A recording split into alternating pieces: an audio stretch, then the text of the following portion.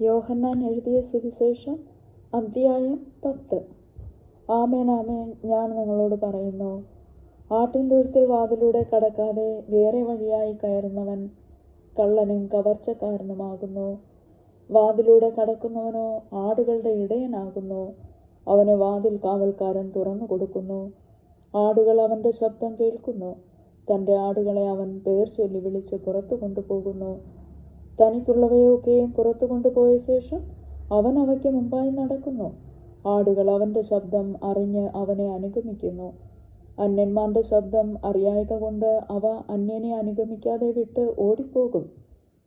ഈ സദൃശ്യം യേശു അവരോട് പറഞ്ഞു.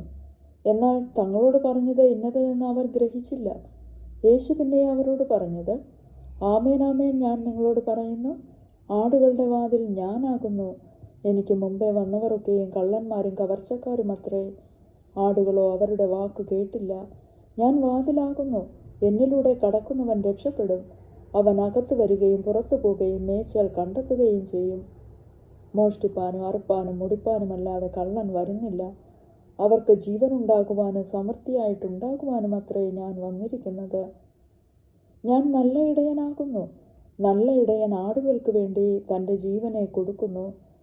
ഇടയനും ആടുകളുടെ ഉടമസ്ഥനുമല്ലാത്ത കൂലിക്കാരൻ ചെന്നായ് വരുന്നത് കണ്ട് ആടുകളെ വിട്ട് ഓടിക്കളയുന്നു. ചെന്നായ് അവയെ പിടിക്കുകയും ചിഹ്നിച്ചു കളയുകയും ചെയ്യുന്നു. അവൻ കൂലിക്കാരനും ആടുകളെക്കുറിച്ച് വിചാരമില്ലാത്തവനുമല്ലോ. ഞാൻ നല്ല ഇടയൻ. പിതാവ് എന്നെ അറിയുകയും ഞാൻ പിതാവിനെ അറിയുകയും ചെയ്യുന്നത് പോലെ ഞാൻ എനിക്കുള്ളവയെ അറിയുകയും എനിക്കുള്ളവ എന്നെ അറിയുകയും ചെയ്യുന്നു. ആടുകൾക്ക് വേണ്ടി ഞാൻ എൻ്റെ ജീവനെ കൊടുക്കുന്നു. ഈ തൊഴുത്തിൽ ഉൾപ്പെടാത്ത വേറെ ആടുകൾ എനിക്കുണ്ട്. അവയെയും ഞാൻ നടത്തേണ്ടതാകുന്നു. അവ എൻ്റെ ശബ്ദം കേൾക്കും. ഒരാട്ടിൻകൂട്ടവും ഒരിടയനും ആകും. എൻ്റെ ജീവനെ വീണ്ടും പ്രാപിക്കേണ്ടതിന് ഞാൻ അതിനെ കൊടുക്കുന്നത് കൊണ്ട് പിതാവ് എന്നെ സ്നേഹിക്കുന്നു. ആരും അതിനെ എന്നോട് എടുത്തു കളയുന്നില്ല. ഞാൻ തന്നെ അതിനെ കൊടുക്കുന്നു. അതിനെ കൊടുപ്പാൻ എനിക്ക് അധികാരമുണ്ട്. വീണ്ടും പ്രാപിപ്പാനും അധികാരമുണ്ട്. ഈ കൽപ്പന എൻ്റെ പിതാവിങ്കൽ നിന്ന് എനിക്ക് ലഭിച്ചിരിക്കുന്നു. ഈ വചനം നിമിത്തം യഹൂദന്മാരുടെ ഇടയിൽ പിന്നെയും ഭിന്നതയുണ്ടായി. അവരിൽ പലരും, അവന് ഭൂതമുണ്ട്, അവൻ ഭ്രാന്തനാകുന്നു, അവൻ്റെ വാക്ക് കേൾക്കുന്നത് എന്തിന് എന്ന് പറഞ്ഞു. മറ്റു ചിലർ, ഇത് ഭൂതഗ്രസ്തൻ്റെ വാക്കല്ല, ഭൂതത്തിന് കുരുടന്മാരുടെ കണ്ണു തുറപ്പാൻ കഴിയുമോ എന്ന് പറഞ്ഞു. അനന്തരം യെരുശലേമിൽ പ്രതിഷ്ഠോത്സവം ആചരിച്ച് അന്ന് ശീതകാലമായിരുന്നു. യേശു ദൈവാലയത്തിൽ ശലോമോന്റെ മണ്ഡപത്തിൽ നടന്നുകൊണ്ടിരുന്നു. യഹൂദന്മാർ അവനെ വളഞ്ഞു. നീ എത്രത്തോളം ഞങ്ങളെ ആശിപ്പിക്കുന്നു? നീ ക്രിസ്തുവെങ്കിൽ സ്പഷ്ടമായി പറക എന്ന് അവനോട് പറഞ്ഞു. യേശു അവരോട് ഉത്തരം പറഞ്ഞത്, ഞാൻ നിങ്ങളോട് പറഞ്ഞിട്ടുണ്ട്, എങ്കിലും നിങ്ങൾ വിശ്വസിക്കുന്നില്ല. എൻ്റെ പിതാവിൻ്റെ നാമത്തിൽ ഞാൻ ചെയ്യുന്ന പ്രവൃത്തികൾ എനിക്ക് സാക്ഷ്യമാകുന്നു. നിങ്ങളോ എൻ്റെ ആടുകളുടെ കൂട്ടത്തിലുള്ളവരല്ലായ്കയാൽ വിശ്വസിക്കുന്നില്ല. എൻ്റെ ആടുകൾ എൻ്റെ ശബ്ദം കേൾക്കുന്നു. ഞാൻ അവയെ അറിയുകയും അവ എന്നെ അനുഗമിക്കുകയും ചെയ്യുന്നു. ഞാൻ അവയ്ക്ക് നിത്യജീവൻ കൊടുക്കുന്നു. അവ ഒരു നാളും നശിച്ചു പോകുകയില്ല. ആരും അവയെ എൻ്റെ കയ്യിൽ നിന്ന് പിടിച്ചു പറിക്കുകയുമില്ല. അവയെ തന്നിരിക്കുന്ന എൻ്റെ പിതാവ് എല്ലാവരിലും വലിയവൻ. പിതാവിൻ്റെ കയ്യിൽ നിന്ന് പിടിച്ചു പറിപ്പാൻ ആർക്കും കഴിയുകയില്ല. ഞാനും പിതാവും ഒന്നാകുന്നു. യഹൂദന്മാർ അവനെ എറിവാൻ പിന്നെയും കല്ലെടുത്തു. യേശു അവരോട്, പിതാവിൻ്റെ കൽപ്പനയാൽ ഞാൻ പല നല്ല പ്രവൃത്തികൾ നിങ്ങളെ കാണിച്ചിരിക്കുന്നു. അവയിൽ ഏത് പ്രവൃത്തി നിമിത്തം നിങ്ങൾ എന്നെ കല്ലെറിയുന്നു എന്ന് ചോദിച്ചു. യഹൂദന്മാർ അവനോട്, നല്ല പ്രവൃത്തി നിമിത്തമല്ല, ദൈവദൂഷണ നിമിത്തവും നീ മനുഷ്യനായിരിക്കെ നിന്നെ തന്നെ ദൈവമാക്കുന്നത് കൊണ്ടുമത്രേ ഞങ്ങൾ നിന്നെ കല്ലെറിയുന്നത് എന്നുത്തരം പറഞ്ഞു. യേശു അവരോട്, നിങ്ങൾ ദേവന്മാരാകുന്നു എന്ന് ഞാൻ പറഞ്ഞു എന്ന് നിങ്ങളുടെ ന്യായപ്രമാണത്തിൽ എഴുതിയിരിക്കുന്നില്ലയോ? ദൈവത്തിൻ്റെ അരുളപ്പാടുണ്ടായിട്ടുള്ളവരെ ദേവന്മാർ എന്ന് പറഞ്ഞു എങ്കിൽ തിരുവെഴുത്തിന് നീക്കം വന്നുകൂടായല്ലോ. ഞാൻ ദൈവത്തിൻ്റെ പുത്രൻ എന്ന് പറഞ്ഞതുകൊണ്ട് നീ ദൈവദൂഷണം പറയുന്നു എന്ന് പിതാവ് വിശുദ്ധീകരിച്ചു ലോകത്തിൽ അയച്ചവനോട് നിങ്ങൾ പറയുന്നുവോ? ഞാൻ എൻ്റെ പിതാവിൻ്റെ പ്രവൃത്തി ചെയ്യുന്നില്ലെങ്കിൽ എന്നെ വിശ്വസിക്കേണ്ട. ചെയ്യുന്നുവെങ്കിലോ എന്നെ വിശ്വസിക്കാതിരുന്നാലും പിതാവ് എന്നിലും ഞാൻ പിതാവിലും എന്ന് നിങ്ങൾ ഗ്രഹിച്ച് അറിയേണ്ടതിന് പ്രവൃത്തിയെ വിശ്വസിപ്പിൻ. അവർ അവനെ പിന്നെയും പിടിപ്പാൻ നോക്കി. അവനോ അവരുടെ കയ്യിൽ നിന്ന് ഒഴിഞ്ഞുപോയി. അവൻ യോർദാനക്കരെ യോഹന്നാൻ ആദിയിൽ സ്നാനം കഴിപ്പിച്ചു കൊണ്ടിരുന്ന സ്ഥലത്ത് പിന്നെയും ചെന്ന് അവിടെ പാർത്തു. പലരും അവൻ്റെ അടുക്കൽ വന്നു, യോഹന്നാൻ അടയാളം ഒന്നും ചെയ്തിട്ടില്ല, എന്നാൽ ഇവനെക്കുറിച്ച് യോഹന്നാൻ പറഞ്ഞതൊക്കെ സത്യമായിരുന്നു എന്ന് പറഞ്ഞു. അവിടെ പലരും അവനിൽ വിശ്വസിച്ചു. അധ്യായം 11. മറിയയുടെയും അവളുടെ സഹോദരി മാർത്തയുടെയും ഗ്രാമമായ ബെഥാനിയയിലെ ലാസർ എന്ന ഒരുത്തൻ ദീനമായി കിടന്നു. ഈ മറിയയായിരുന്നു കർത്താവിനെ പരിമള തൈലം പൂശി തൻ്റെ തലമുടി കൊണ്ട് അവൻ്റെ കാൽ തുടച്ചത്. അവളുടെ സഹോദരനായ ലാസറായിരുന്നു ദീനമായി കിടന്നത്. ആ സഹോദരിമാർ അവൻ്റെ അടുക്കൽ ആളയച്ചു. കർത്താവേ, നിനക്ക് പ്രിയനായവൻ ദീനമായി കിടക്കുന്നു എന്ന് പറയിച്ചു. യേശു അത് കേട്ടിട്ട്, ഈ ദീനം മരണത്തിനായിട്ടല്ല, ദൈവപുത്രൻ മഹത്വപ്പെടേണ്ടതിന് ദൈവത്തിൻ്റെ മഹത്വത്തിനായിട്ടത്രേ എന്ന് പറഞ്ഞു. യേശു മാർത്തയെയും അവളുടെ സഹോദരിയെയും ലാസറിനെയും സ്നേഹിച്ചു. എന്നിട്ടും അവൻ ദീനമായി കിടക്കുന്നു എന്ന് കേട്ടാറെ താൻ അന്ന് ഇരുന്ന സ്ഥലത്ത് 2 ദിവസം പാർത്തു. അതിൻ്റെ ശേഷം അവൻ ശിഷ്യന്മാരോട്, നാം വീണ്ടും യഹൂദയിലേക്ക് പോക എന്ന് പറഞ്ഞു. ശിഷ്യന്മാർ അവനോട്, റബ്ബി, യഹൂദന്മാർ ഇപ്പോൾ തന്നെ നിന്നെ കല്ലെറിവാൻ ഭാവിച്ചുവല്ലോ, നീ പിന്നെയും അവിടെ പോകുന്നുവോ എന്ന് ചോദിച്ചു. അതിന് യേശു, പകലിന് 12 മണിനേരം ഇല്ലയോ? പകൽ സമയത്ത് നടക്കുന്നവൻ ഈ ലോകത്തിൻ്റെ വെളിച്ചം കാണുന്നത് കൊണ്ട് ഇടറുന്നില്ല. രാത്രിയിൽ നടക്കുന്നവനോ അവന് വെളിച്ചം ഇല്ലായ്ക കൊണ്ട് ഇടറുന്നു എന്നുത്തരം പറഞ്ഞു.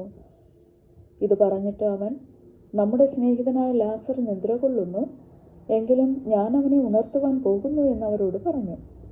ശിഷ്യന്മാർ അവനോട്, കർത്താവേ, അവൻ നിദ്ര കൊള്ളുന്നുവെങ്കിൽ അവന് സൗഖ്യം വരും എന്ന് പറഞ്ഞു. യേശുവോ അവൻ്റെ മരണത്തെക്കുറിച്ച് ആയിരുന്നു പറഞ്ഞത്. ഉറക്കമെന്ന നിദ്രയെക്കുറിച്ച് പറഞ്ഞു എന്ന് അവർക്ക് തോന്നിപ്പോയി. അപ്പോൾ യേശു സ്പഷ്ടമായി അവരോട്, ലാസർ മരിച്ചുപോയി. ഞാൻ അവിടെ ഇല്ലാഞ്ഞത് കൊണ്ട് നിങ്ങളെ വിചാരിച്ച് സന്തോഷിക്കുന്നു. നിങ്ങൾ വിശ്വസിപ്പാൻ ഇടയാകുമല്ലോ. എന്നാൽ നാം അവൻ്റെ അടുക്കൽ പോക എന്ന് പറഞ്ഞു. ദിദിമോസ് എന്നു പേരുള്ള തോമസ് സഹശിഷ്യന്മാരോട്, അവനോട് കൂടെ മരിക്കേണ്ടതിന് നാമും പോക എന്ന് പറഞ്ഞു. യേശു അവിടെ എത്തിയപ്പോൾ അവനെ കല്ലറയിൽ വെച്ചിട്ട് 4 ദിവസമായി എന്ന് അറിഞ്ഞു. ബേഥാനിയ യെരുശലേമിനരികെ ഏകദേശം 2 നാഴിക ദൂരത്തായിരുന്നു. മാർത്തയെയും മറിയയെയും സഹോദരനെയും ആശ്വസിപ്പിക്കേണ്ടതിന് പല യഹൂദന്മാരും അവരുടെ അടുക്കൽ വന്നിരുന്നു. യേശു വരുന്നു എന്ന് കേട്ടിട്ട് മാർത്ത അവനെ എതിരേൽപ്പാൻ ചെന്നു. മറിയയോ വീട്ടിലിരുന്നു. മാർത്ത യേശുവിനോട്, കർത്താവേ, നീ ഇവിടെ ഉണ്ടായിരുന്നുവെങ്കിൽ എൻ്റെ സഹോദരൻ മരിക്കയില്ലായിരുന്നു.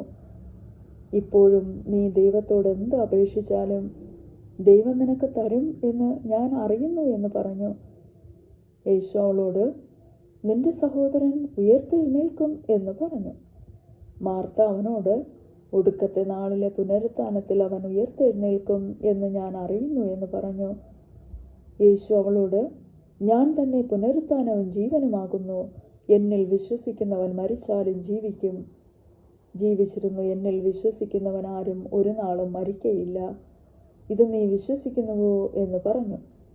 അവൾ അവനോട്, ഉവ്വ് കർത്താവേ, ലോകത്തിൽ വരുവാനുള്ള ദൈവപുത്രനായ ക്രിസ്തു നീ തന്നെയെന്ന് ഞാൻ വിശ്വസിച്ചിരിക്കുന്നു എന്ന് പറഞ്ഞിട്ട് പോയി തൻ്റെ സഹോദരിയായ മറിയയെ സ്വകാര്യമായി വിളിച്ചു.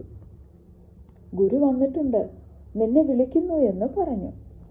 അവൾ കേട്ട ഉടനെ എഴുന്നേറ്റ് അവൻ്റെ അടുക്കൽ വന്നു. യേശു അതുവരെ ഗ്രാമത്തിൽ കടക്കാതെ മാർത്ത അവനെ എതിരേറ്റ സ്ഥലത്ത് തന്നെയായിരുന്നു.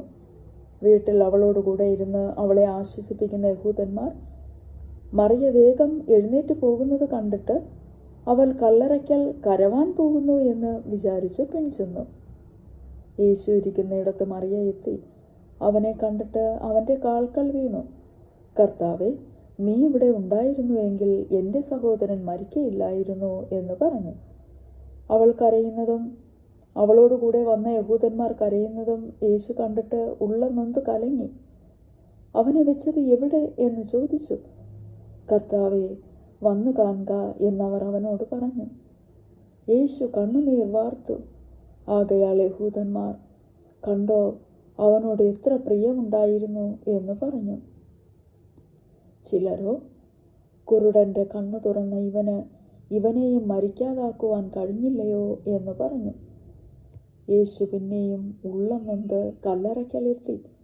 അത് ഒരു ഗുഹയായിരുന്നു. ഒരു കല്ലും അതിന്മേൽ വെച്ചിരുന്നു. കല്ല് നീക്കുവിൻ എന്ന് യേശു പറഞ്ഞു. മരിച്ചവൻ്റെ സഹോദരിയായ മാർത്ത, കർത്താവെ, നാറ്റം വെച്ചു തുടങ്ങി, 4 ദിവസമായല്ലോ എന്ന് പറഞ്ഞു. യേശു അവളോട്, വിശ്വസിച്ചാൽ നീ ദൈവത്തിൻ്റെ മഹത്വം കാണും എന്ന് ഞാൻ നിന്നോട് പറഞ്ഞില്ലയോ എന്ന് പറഞ്ഞു. അവർ കല്ലു നീക്കി. യേശു മേലോട്ട് നോക്കി, പിതാവേ, നീ എൻ്റെ അപേക്ഷ കേട്ടതിനാൽ ഞാൻ നിന്നെ വാഴ്ത്തുന്നു. നീ എപ്പോഴും എൻ്റെ അപേക്ഷ കേൾക്കുന്നു എന്ന് ഞാൻ അറിഞ്ഞിരിക്കുന്നു. എങ്കിലും നീ എന്നെ അയച്ചു എന്ന് ചുറ്റും നിൽക്കുന്ന പുരുഷാരം വിശ്വസിക്കേണ്ടതിന് അവരുടെ നിമിത്തം ഞാൻ പറയുന്നു എന്ന് പറഞ്ഞു. ഇങ്ങനെ പറഞ്ഞിട്ട് അവൻ, ലാസറേ, പുറത്തു വരിക എന്ന് ഉറക്കെ വിളിച്ചു. മരിച്ചവൻ പുറത്തു വന്നു. അവൻ്റെ കാലും കൈയും ശീല കൊണ്ടും കെട്ടിയും മുഖം റൂമാൽ കൊണ്ട് മൂടിയുമിരുന്നു. അവൻ്റെ കെട്ട് അഴിപ്പിൻ, അവൻ പോകട്ടെ എന്ന് യേശു അവരോട് പറഞ്ഞു. മറിയയുടെ അടുക്കൽ വന്ന യഹൂദന്മാരിൽ പലരും അവൻ ചെയ്തത് കണ്ടിട്ട് അവനിൽ വിശ്വസിച്ചു. എന്നാൽ ചിലർ പരീശന്മാരുടെ അടുക്കൽ പോയി യേശു ചെയ്തത് അവരോട് അറിയിച്ചു. മഹാപുരോഹിതന്മാരും പരീശന്മാരും സംഘം കൂടി, നാം എന്തു ചെയ്യേണ്ടു? ഈ മനുഷ്യൻ വളരെ അടയാളങ്ങൾ ചെയ്യുന്നുവല്ലോ. അവനെ എങ്ങനെ വിട്ടേച്ചാൽ എല്ലാവരും അവനിൽ വിശ്വസിക്കും? റോമാക്കാരും വന്ന് നമ്മുടെ സ്ഥലത്തെയും ജനത്തെയും എടുത്തു കളയും എന്ന് പറഞ്ഞു. അവരിൽ ഒരുത്തൻ ആ സംവത്സരത്തെ മഹാപുരോഹിതനായ കയ്യഫാവ് തന്നെ അവരോട്, നിങ്ങൾ ഒന്നും അറിയുന്നില്ല? ജനം മുഴുവനും നശിച്ചു പോകാതെ വണ്ണം ഒരു മനുഷ്യൻ ജാതിക്ക് വേണ്ടി മരിക്കുന്നത് നന്ന് എന്ന് ഓർക്കുന്നതുമില്ല എന്ന് പറഞ്ഞു. അവൻ ഇത് സ്വയമായി പറഞ്ഞതല്ല. താൻ ആ സംവത്സരത്തെ മഹാപുരോഹിതൻ ആകയാൽ ജനത്തിനു വേണ്ടി യേശു മരിപ്പാൻ ഇരിക്കുന്നു എന്ന് പ്രവചിച്ചതത്രേ. ജനത്തിനു വേണ്ടി മാത്രമല്ല, ചിതറിയിരിക്കുന്ന ദൈവമക്കളെ ഒന്നായിട്ട് ചേർക്കേണ്ടതിനും തന്നെ. അന്നു മുതൽ അവർ അവനെ കൊല്ലുവാൻ ആലോചിച്ചു. അതുകൊണ്ട് യേശു യഹൂദന്മാരുടെ ഇടയിൽ പിന്നെ പരസ്യമായി നടക്കാതെ അവിടം വിട്ട് മരുഭൂമിക്കരികെ എഫ്രയീം എന്ന പട്ടണത്തിലേക്ക് വാങ്ങി ശിഷ്യന്മാരുമായി അവിടെ പാർത്തു. യഹൂദന്മാരുടെ പെസഹ അടുത്തിരിക്കയാൽ പലരും തങ്ങൾക്ക് ശുദ്ധി വരുത്തുവാൻ പെസഹയ്ക്ക് മുമ്പേ നാട്ടിൽ നിന്ന് യെരൂശലേമിലേക്ക് പോയി. അവർ യേശുവിനെ അന്വേഷിച്ച് ദൈവാലയത്തിൽ നിന്നുകൊണ്ട്, എന്തു തോന്നുന്നു, അവൻ പെരുന്നാൾക്ക് വരികയില്ലയോ എന്ന് തമ്മിൽ പറഞ്ഞു. എന്നാൽ മഹാപുരോഹിതന്മാരും പരീശന്മാരും അവനെ പിടിക്കണമെന്ന് വെച്ച് അവൻ ഇരിക്കുന്ന ഇടം ആരെങ്കിലും അറിഞ്ഞാൽ അറിവ് തരണമെന്ന് കൽപ്പന കൊടുത്തിരുന്നു. അധ്യായം 12. യേശു മരിച്ചവരിൽ നിന്ന് ഉയർപ്പിച്ച ലാസർ പാർത്ത ബേഥാനിയയിലേക്ക് യേശു പെസഹയ്ക്ക് 6 ദിവസം മുമ്പേ വന്നു. അവിടെ അവർ അവന് ഒരു അത്താഴം ഒരുക്കി. മാർത്ത ശുശ്രൂഷ ചെയ്തു. ലാസറോ അവനോടുകൂടെ പന്തിയിൽ ഇരുന്നവരിൽ ഒരുവൻ ആയിരുന്നു.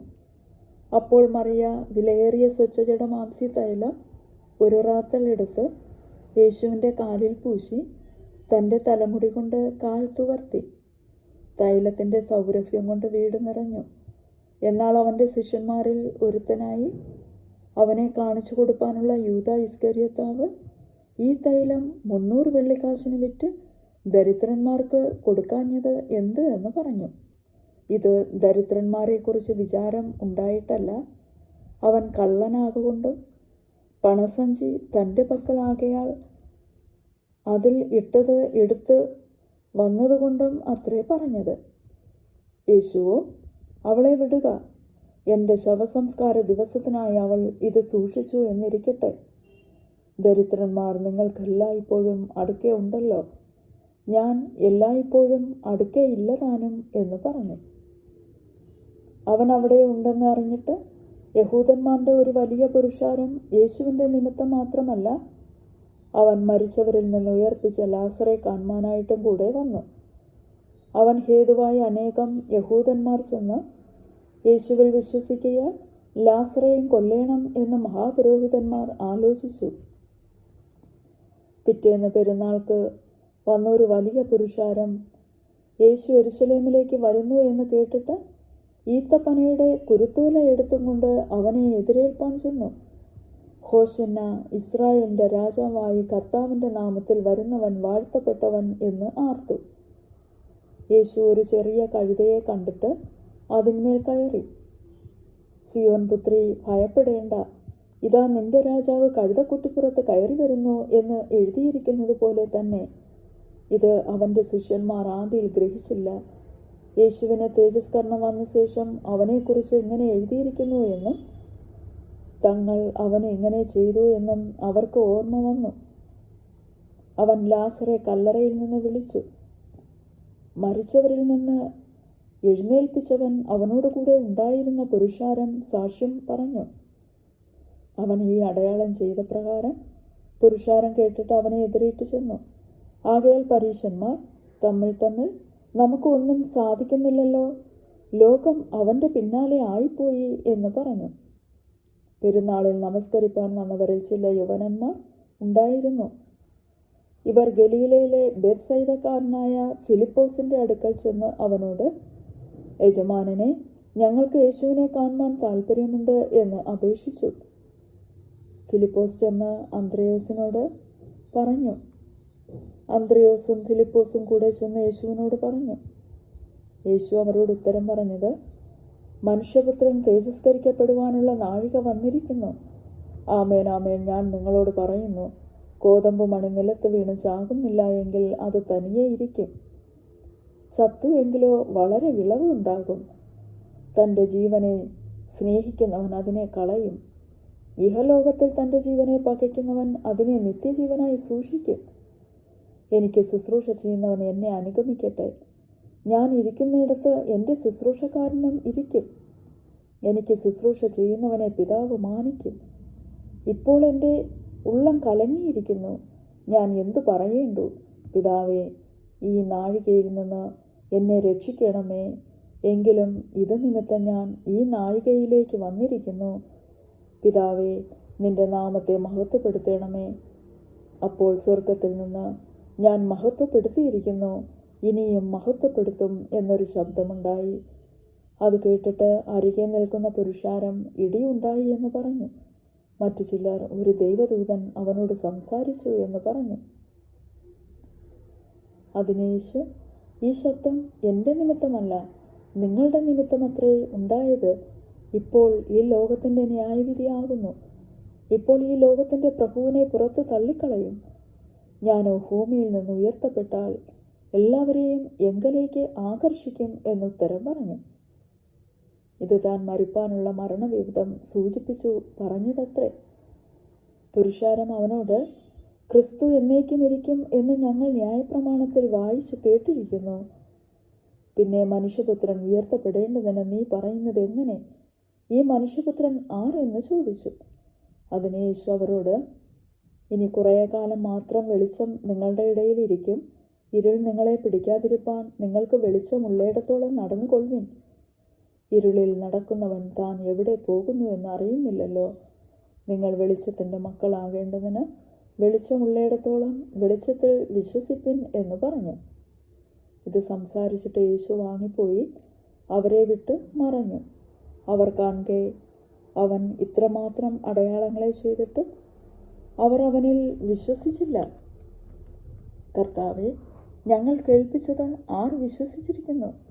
കർത്താവിൻ്റെ ഭുജം ആർക്ക് വെളിപ്പെട്ടിരിക്കുന്നു എന്ന് യെശയ്യാ പ്രവാചകൻ പറഞ്ഞ വചനം നിവർത്തിയാകുവാൻ ഇടവന്നു. അവർക്ക് വിശ്വസിപ്പാൻ കഴിഞ്ഞില്ല. അതിൻ്റെ കാരണം യെശയ്യാവ് വേറെ ഒരിടത്ത് പറയുന്നത്, അവർ കണ്ണുകൊണ്ട് കാണുകയോ ഹൃദയം കൊണ്ട് ഗ്രഹിക്കുകയോ മനം തിരികെയോ താൻ അവരെ സൗഖ്യമാക്കുകയോ ചെയ്യാതിരിക്കേണ്ടതിന് അവരുടെ കണ്ണ് അവൻ കുരുടാക്കി ഹൃദയം തടുപ്പിച്ചിരിക്കുന്നു. യെശയ്യാവ് അവൻ്റെ തേജസ് കണ്ട് അവനെക്കുറിച്ച് സംസാരിച്ചത് കൊണ്ടാകുന്നു ഇത് പറഞ്ഞത്. എന്നിട്ടും പ്രമാണികളിൽ തന്നെയും അനേകർ അവനിൽ വിശ്വസിച്ചു. പള്ളിഭ്രഷ്ടർ ആകാതിരിപ്പാൻ പരീശന്മാർ നിമിത്തം ഏറ്റുപറഞ്ഞില്ലതാനും. അവർ ദൈവത്താലുള്ള മാനത്തേക്കാൾ മനുഷ്യരാലുള്ള മാനത്തെ അധികം സ്നേഹിച്ചു. യേശു വിളിച്ചു പറഞ്ഞത്, എന്നിൽ വിശ്വസിക്കുന്നവൻ എന്നിലല്ല, എന്നെ അയച്ചവനിൽ തന്നെ വിശ്വസിക്കുന്നു. എന്നെ കാണുന്നവൻ എന്നെ അയച്ചവനെ കാണുന്നു. എന്നിൽ വിശ്വസിക്കുന്നവൻ ആരും ഇരുളിൽ വസിക്കാതിരിപ്പാൻ ഞാൻ വെളിച്ചമായി ലോകത്തിൽ വന്നിരിക്കുന്നു. എൻ്റെ വചനം കേട്ട് പ്രമാണിക്കാത്തവനെ ഞാൻ വിധിക്കുന്നില്ല, ലോകത്തെ വിധിപ്പാനല്ല, ലോകത്തെ രക്ഷിപ്പാനത്രേ ഞാൻ വന്നിരിക്കുന്നത്. എൻ്റെ വചനം കൈക്കൊള്ളാതെ എന്നെ തള്ളിക്കളയുന്നവനെ ന്യായം വിധിക്കുന്നവനുണ്ട്. ഞാൻ സംസാരിച്ച വചനം തന്നെ ഒടുക്കത്തെ നാളിൽ അവനെ ന്യായം വിധിക്കും. ഞാൻ സ്വയമായി സംസാരിച്ചിട്ടില്ല, എന്നെ അയച്ച പിതാവ് തന്നെ ഞാൻ ഇന്നത് പറയണമെന്നും ഇന്നത് സംസാരിക്കണമെന്നും കൽപ്പന തന്നിരിക്കുന്നു. അവൻ്റെ കൽപ്പന നിത്യജീവനാകുന്നു എന്ന് ഞാൻ അറിയുന്നു. ആകയാൽ ഞാൻ സംസാരിക്കുന്നത് പിതാവ് എന്നോട് അരുളി ചെയ്തതുപോലെ തന്നെ സംസാരിക്കുന്നു. അധ്യായം 13. പെസഹ പെരുന്നാളിന് മുമ്പേ താൻ ഈ ലോകം വിട്ട് പിതാവിൻ്റെ അടുക്കൽ പോകുവാനുള്ള നാഴിക വന്നു എന്ന് യേശു അറിഞ്ഞിട്ട് ലോകത്തിൽ തനിക്കുള്ളവരെ സ്നേഹിച്ചതുപോലെ അവസാനത്തോളം അവരെ സ്നേഹിച്ചു. അത്താഴമായപ്പോൾ പിശാച് ശീമോൻ്റെ മകനായ യൂദാ ഇസ്കര്യോത്യാവിൻ്റെ ഹൃദയത്തിൽ അവനെ കാണിച്ചു കൊടുപ്പാൻ തോന്നിച്ചിരുന്നു. പിതാവ് സകലവും തൻ്റെ കയ്യിൽ തന്നിരിക്കുന്നു എന്നും താൻ ദൈവത്തിൻ്റെ അടുക്കൽ നിന്ന് വന്നു ദൈവത്തിൻ്റെ അടുക്കൽ പോകുന്നു എന്നും യേശു അറിഞ്ഞിരിക്കെ അത്താഴത്തിൽ നിന്ന് എഴുന്നേറ്റ് വസ്ത്രം ഊരിവെച്ച് ഒരു തുവർത്തെടുത്ത് അരയിൽ ചുറ്റി ഒരു പാത്രത്തിൽ വെള്ളം പകർന്ന് ശിഷ്യന്മാരുടെ കാൽ കഴുകുവാനും അരയിൽ ചുറ്റിയിരിക്കുന്ന തുണി കൊണ്ട് തുവർത്തുവാനും തുടങ്ങി. അവൻ ശിമോൻ പത്രോസിൻ്റെ അടുക്കൽ വന്നപ്പോൾ അവൻ അവനോട്, കർത്താവേ, നീ എൻ്റെ കാൽ കഴുകുന്നുവോ എന്ന് പറഞ്ഞു. യേശു അവനോട്, ഞാൻ ചെയ്യുന്നത് നീ ഇപ്പോൾ അറിയുന്നില്ല, പിന്നെ അറിയും എന്ന് ഉത്തരം പറഞ്ഞു.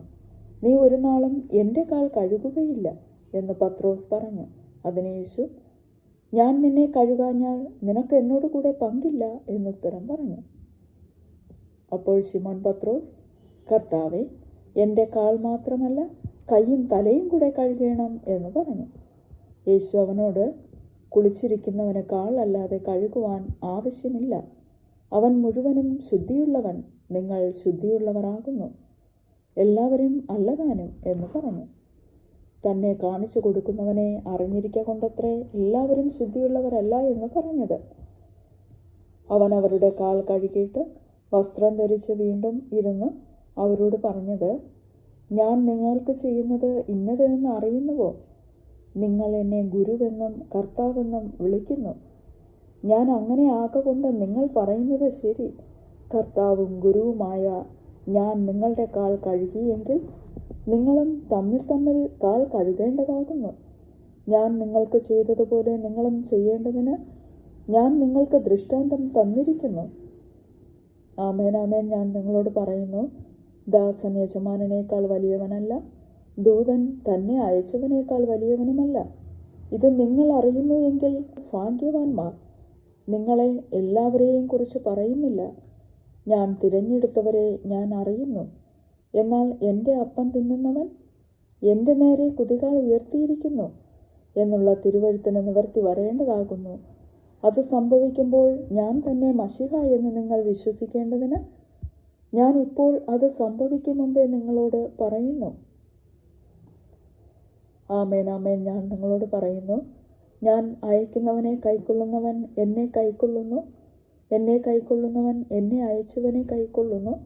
ഇത് പറഞ്ഞിട്ട് യേശു ഉള്ളം കലങ്ങി. ആമേൻ ആമേൻ, ഞാൻ നിങ്ങളോട് പറയുന്നു, നിങ്ങളിൽ ഒരുത്തൻ എന്നെ കാണിച്ചു കൊടുക്കും എന്ന് സാക്ഷീകരിച്ചു പറഞ്ഞു. ഇത് ആരെക്കുറിച്ച് പറയുന്നു എന്ന് ശിഷ്യന്മാർ സംശയിച്ച് തമ്മിൽ നോക്കി. ശിഷ്യന്മാരിൽ വെച്ച് യേശു സ്നേഹിച്ച ഒരുത്തൻ യേശുവിൻ്റെ മാർവിടത്ത് ചാരിക്കൊണ്ടിരുന്നു. ശിമോൻ പത്രോസ് അവനോട് ആംഗ്യം കാട്ടി. അവൻ പറഞ്ഞത് ആരെക്കൊണ്ട് എന്ന് ചോദിപ്പാൻ പറഞ്ഞു. അവൻ യേശുവിൻ്റെ നെഞ്ചോട് ചാഞ്ഞു. കർത്താവേ, അത് ആർ എന്ന് ചോദിച്ചു. ഞാൻ അപ്പക്കണ്ടം മുക്കി കൊടുക്കുന്നവൻ തന്നെ എന്ന് യേശു ഉത്തരം പറഞ്ഞു. കണ്ടം മുക്കി ശിമോൻ ഇസ്കര്യോത്താവിൻ്റെ മകനായ യൂദയ്ക്ക് കൊടുത്തു. കണ്ടം വാങ്ങിയ ഉടനെ സാത്താൻ അവനിൽ കടന്നു. യേശു അവനോട്, നീ ചെയ്യുന്നത് വേഗത്തിൽ ചെയ്യുക എന്ന് പറഞ്ഞു. എന്നാൽ ഇത് ഇന്നതിനെക്കുറിച്ച് പറഞ്ഞുവെന്ന് പന്തിയിലിരുന്നവരിൽ ആരും അറിഞ്ഞില്ല. പണസഞ്ചി യൂദയുടെ പക്കലാകയാൽ പെരുന്നാളിന് വേണ്ടുന്നത് മേടിപ്പാനോ ദരിദ്രർക്ക് വല്ലതും കൊടുപ്പാനോ യേശു അവനോട് കൽപ്പിക്കുന്നു എന്ന് ചിലർക്ക് തോന്നി. കണ്ടം വാങ്ങിയ ഉടനെ അവൻ എഴുന്നേറ്റ് പോയി. അപ്പോൾ രാത്രിയായിരുന്നു. അവൻ പോയ ശേഷം യേശു പറഞ്ഞത്, ഇപ്പോൾ മനുഷ്യപുത്രൻ മഹത്വപ്പെട്ടിരിക്കുന്നു, ദൈവവും അവനിൽ മഹത്വപ്പെട്ടിരിക്കുന്നു. ദൈവം അവനിൽ മഹത്വപ്പെട്ടിരിക്കുന്നു എങ്കിൽ ദൈവം അവനെ തന്നിൽ തന്നെ മഹത്വപ്പെടുത്തും. ക്ഷണത്തിൽ അവനെ മഹത്വപ്പെടുത്തും. കുഞ്ഞുങ്ങളെ, ഞാൻ ഇനി കുറഞ്ഞൊന്ന് മാത്രം നിങ്ങളോട് കൂടെയിരിക്കും. നിങ്ങൾ എന്നെ അന്വേഷിക്കും. ഞാൻ പോകുന്നയിടത്ത് നിങ്ങൾക്ക് വരുവാൻ കഴിയുകയില്ല എന്ന് ഞാൻ യഹൂദന്മാരോട് പറഞ്ഞതുപോലെ ഇന്ന് നിങ്ങളോടും പറയുന്നു. നിങ്ങൾ തമ്മിൽ തമ്മിൽ സ്നേഹിക്കണമെന്ന് പുതിയൊരു കൽപ്പന ഞാൻ നിങ്ങൾക്ക് തരുന്നു.